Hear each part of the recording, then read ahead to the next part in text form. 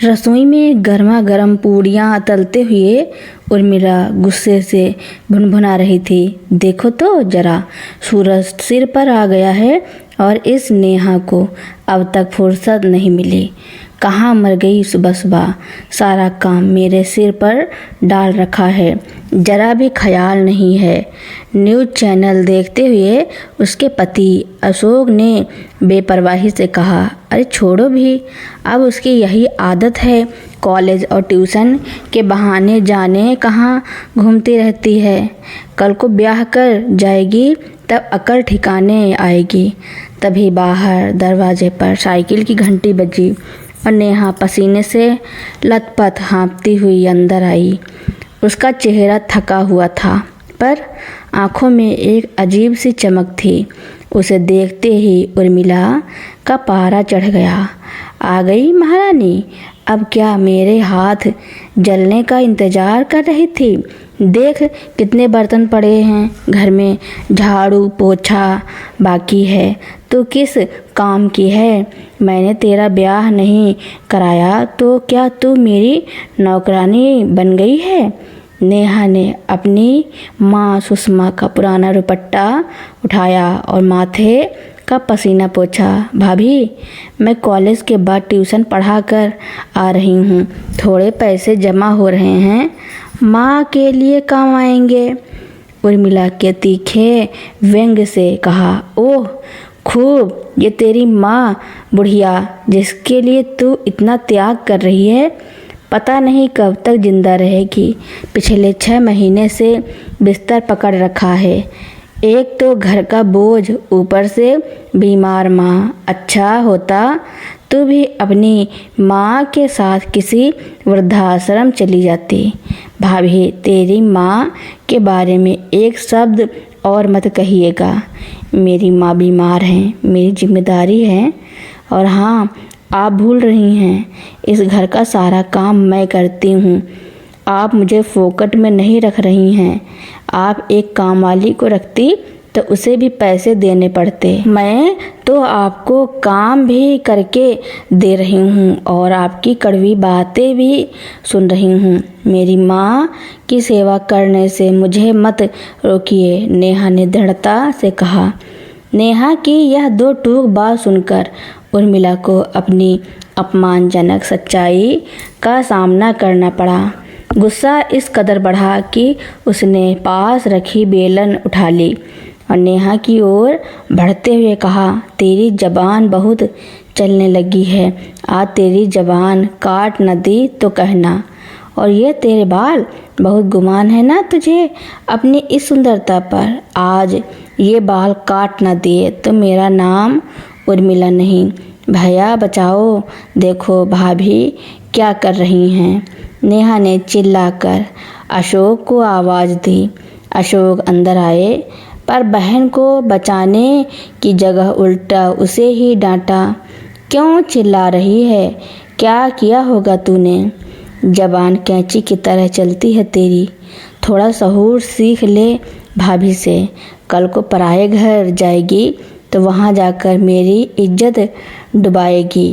माँ तो अपनी जिम्मेदारी मेरे सिर पर डालकर चली गई, अब तेरी ससुराल से कोई शिकायत आई तो मुझे ही सुननी पड़ेंगी। यह कहकर अशोक वापस अपना चैनल देखने चला गया।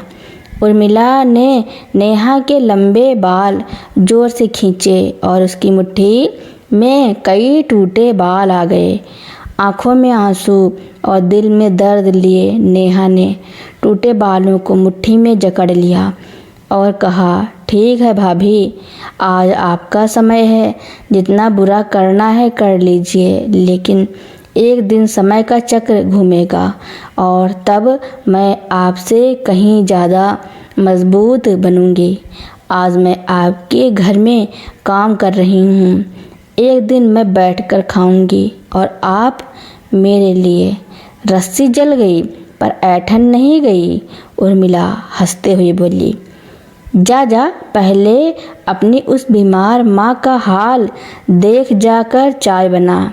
नेहा रोते हुए अपनी माँ के पास गई। उसकी माँ सुषमा एक साधारण गृहिणी थी जो पिछले 6 महीने से लकवे के कारण बिस्तर पर थी। नेहा अपनी माँ से लिपट कर रोई। उसकी माँ की आंखों में भी बेबसी थी। नेहा ने कॉलेज और ट्यूशन की पढ़ाई के साथ साथ अपनी माँ की देखभाल करना और घर का सारा काम संभालना जारी रखा।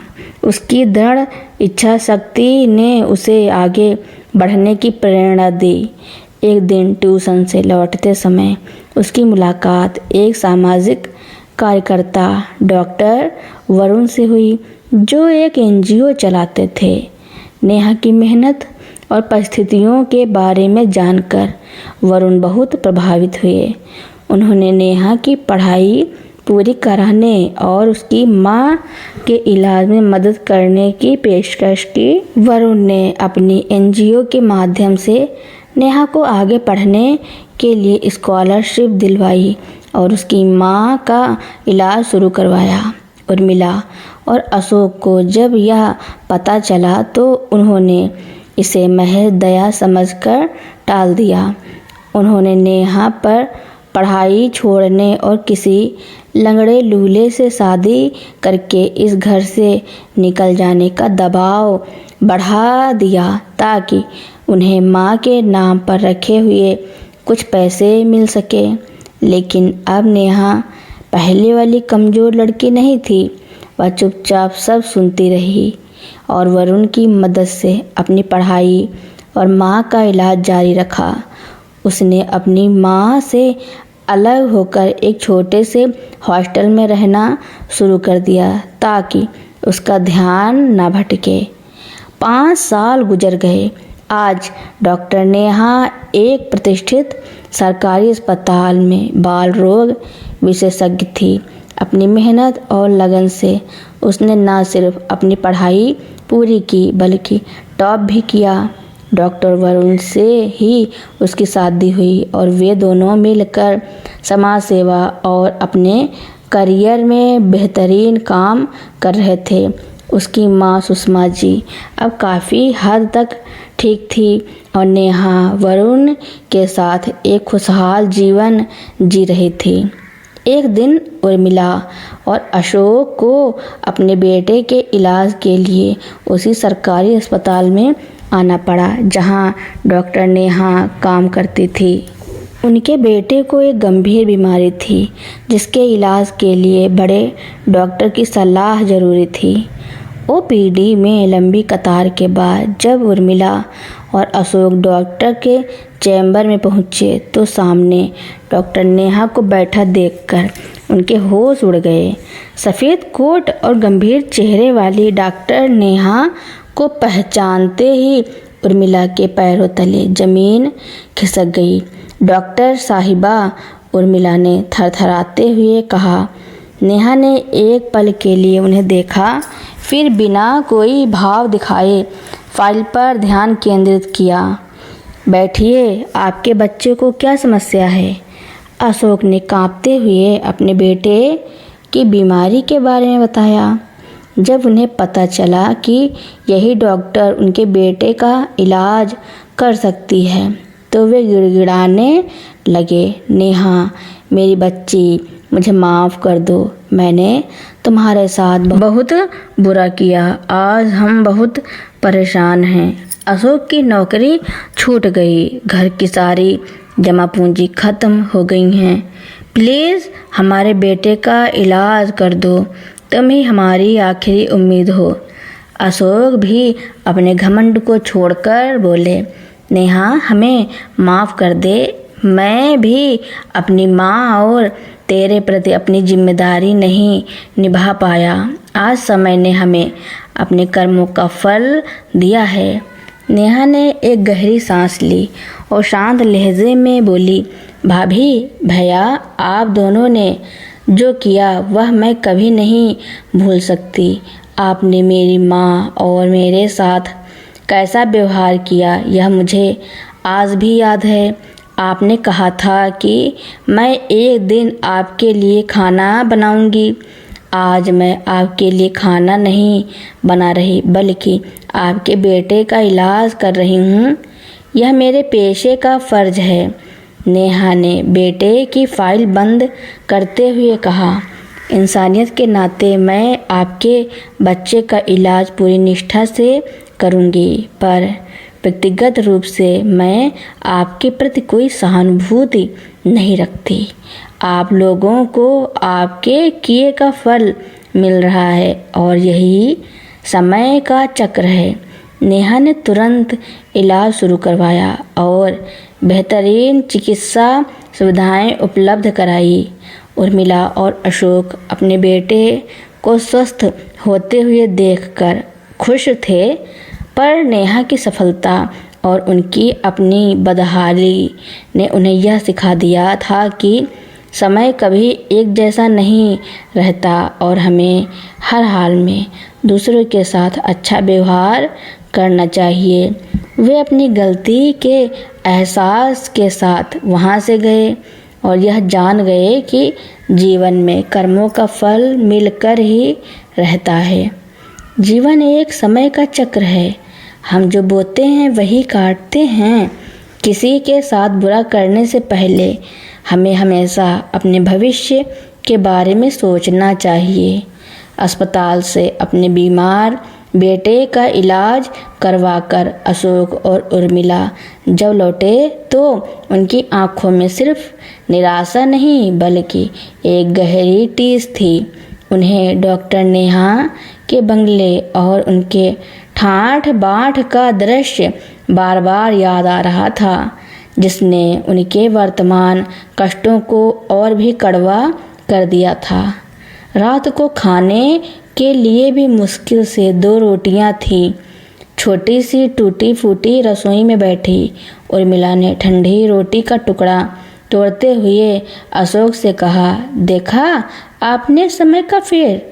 मैंने नेहा को कभी चैन से पढ़ने नहीं दिया, उसे ताने दिए, काम वाली समझा और आज वह एक बड़ी डॉक्टर है और हम उसके पैरों में गिड़गिड़ा रहे थे। उसकी आवाज़ में अपमान और दुख का मिश्रण था। अशोक, जो बिना सहारे के चल भी नहीं पाता था, बोला, हमें अपने कर्मों का फल मिला है उर्मिला। मैंने माँ के प्रति और नेहा के प्रति अपना फर्ज नहीं निभाया। मैं बस घर के पैसों और तुम्हारे गुस्से के आगे झुकता रहा। नेहा ने सही कहा, यह समय का चक्र है। माँ भी अब कितने आराम से है। उसने सिर झुका लिया। मुझे सबसे ज़्यादा इस बात का दर्द है, उर्मिला ने सिसकते हुए कहा, कि मैंने उस अहंकार में आकर घर से जाने को कहा था। आज वह हमारे सामने खड़ी थी और मैं एक मामूली पूरी बेलने वाली औरत थी। मेरा घमंड उस दिन टूटकर बिखर गया। अगले कुछ दिनों तक उर्मिला की रातों की नींद और दिन का चैन छिन गया। उसे अपनी पुरानी कठोरता याद आती रही। एक शाम वह अस्पताल में नेहा से मिलने पहुंची। इस बार वह कोई मदद मांगने नहीं आई थी, बल्कि माफ़ी मांगने गई थी। नेहा अपने चैम्बर में थी। उर्मिला ने दरवाज़ा खटखटाया। आ जाओ भाभी, नेहा ने अपनी कुर्सी से उठते हुए कहा। सब ठीक है? बेटे की तबीयत कैसी है? उसकी आवाज़ में अब कोई कड़वाहट नहीं थी, बस एक पेशेवर सौम्यता थी। वह ठीक है नेहा, बस तुम्हें शुक्रिया कहने आई थी। और उर्मिला की आवाज़ भारी हो गई। उसने हाथ जोड़कर, मुझे माफ़ कर दो नेहा, मैंने तुम्हें माँ को बहुत दुख दिया। मैं उस दिन तुम्हें बेलन से मारने दौड़ी थी, बाल खींचे थे। मैंने तुम्हें पढ़ने नहीं दिया। मेरी ईर्ष्या ने मेरा घर उजाड़ दिया। उर्मिला की आँखों से आंसू बहने लगे। नेहा ने उर्मिला को बैठने का इशारा किया।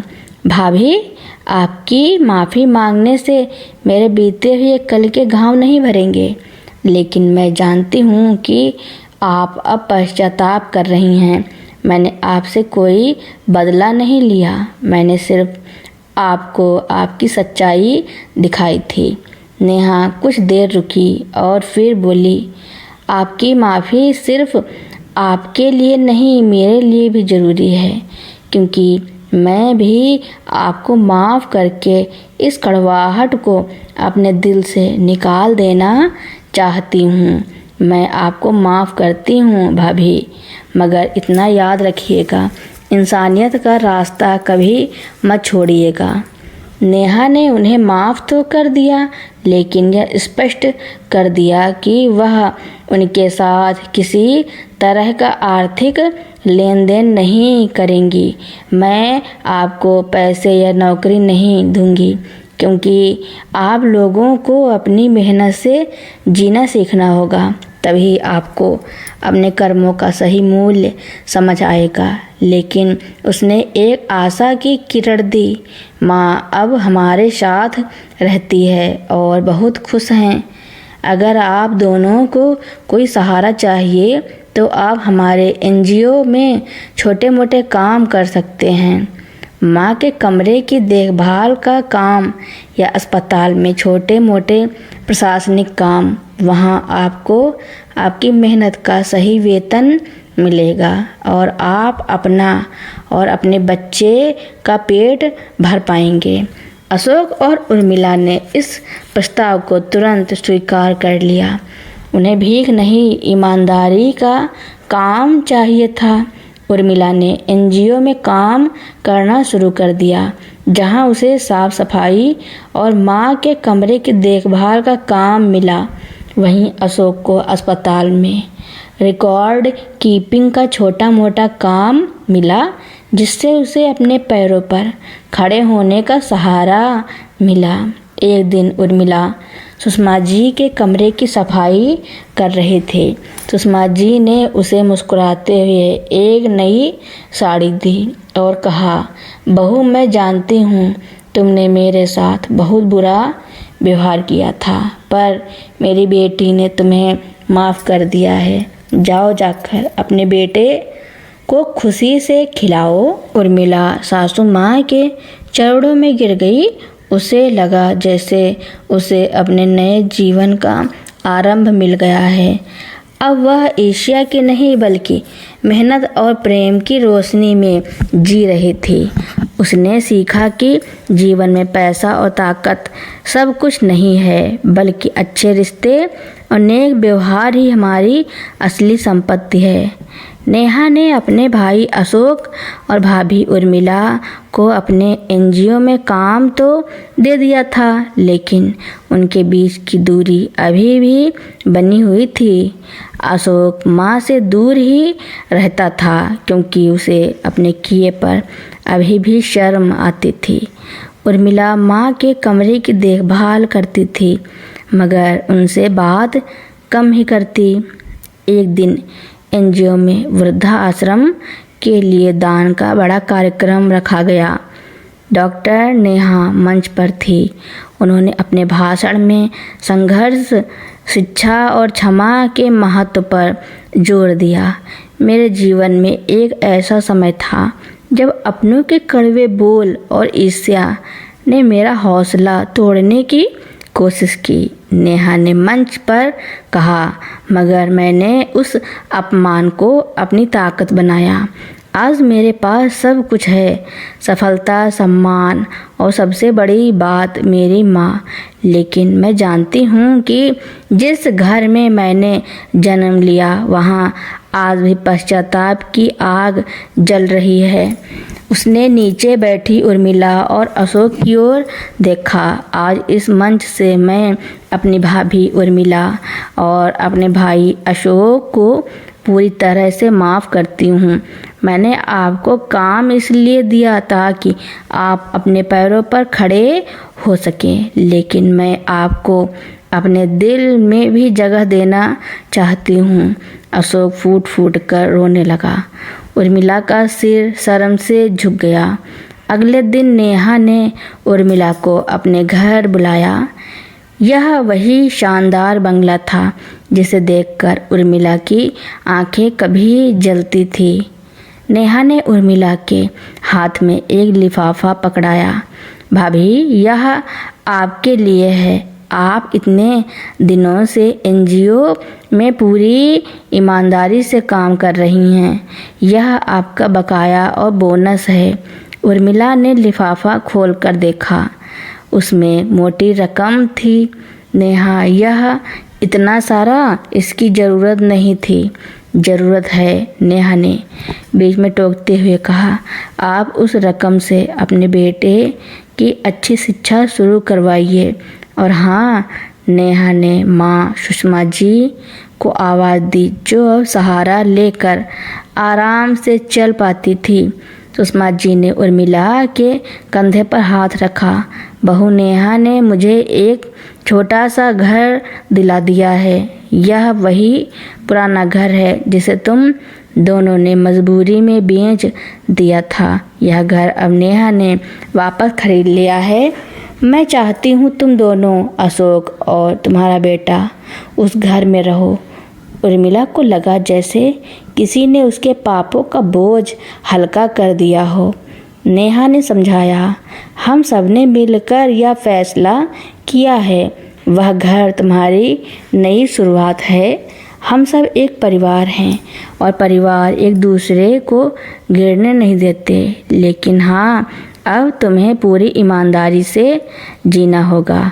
उर्मिला ने खुशी और पश्चाताप के आंसुओं से भीगी आंखों से नेहा और माँ के पैर छू लिए। आपने मुझे माफ़ करके मेरा अपमान नहीं किया, बल्कि मुझे नया जीवन दिया है। मैं इस घर को मंदिर बना दूंगी।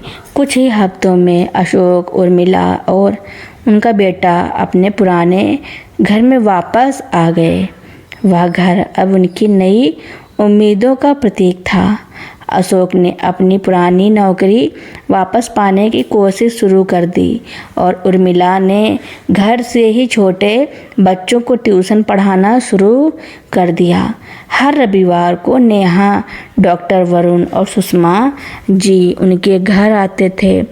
अब वहाँ बर्तनों का ढेर या गुस्से की आवाज़ नहीं थी, बल्कि हंसी, चाय और गर्मा गर्म पूड़ियों की खुशबू आती थी, जो उर्मिला अब खुशी खुशी नेहा के लिए बनाती थी।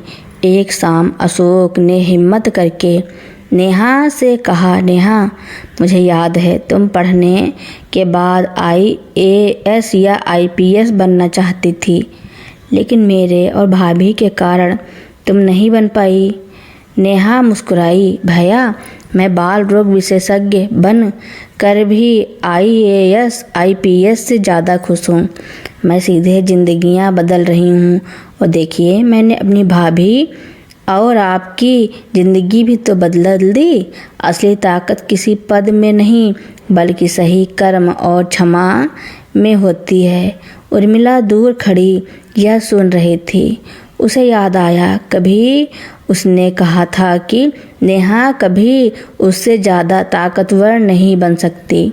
आज उर्मिला ने महसूस किया कि प्रेम, क्षमा और स्वाभिमान की ताकत दुनिया की हर दौलत और पद से बड़ी होती है। अब उर्मिला, उसने कभी छोटी छोटी बातों पर अपनी ननद से झगड़ा किया था, वही अब परिवार की नींव और सबकी सबसे बड़ी समर्थक बन गई थी। तो दोस्तों, मेरी कहानी सुनने के लिए आपका बहुत बहुत धन्यवाद। ऐसे ही नई नई कहानियाँ सुनने के लिए मेरे चैनल को लाइक, कमेंट, शेयर, सब्सक्राइब एवं बेल आइकन का बटन दबाना ना भूलना, ताकि मेरी नई नई कहानियाँ आप तक पहले ही पहुँचती रहें।